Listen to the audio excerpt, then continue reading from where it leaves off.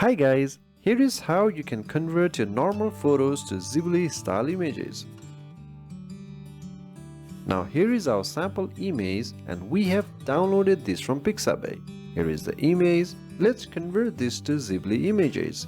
There are few websites you can do it for free. Let's first try with ChatGPT. This is the free version of ChatGPT. Click on this plus icon, upload it from computer. Here is a sample image and write the prompt. Please convert this image to Ghibli style image. Now click on these three dots and choose create image and send it. Again, please note this is the free version of ChatGPT. So here is the image from ChatGPT. This was the original one and here is the Ghibli image. By the way, it took quite a long time to create this image. Anyway, now you can simply download this to your PC. The image is actually looking nice. Now let's try with Grok. Please go to grok.com and sign in with your Google or other emails and add the image. Select image.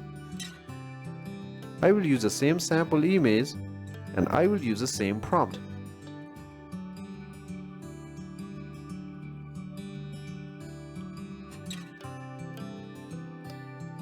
So here is the Ghibli image and this is how it looks.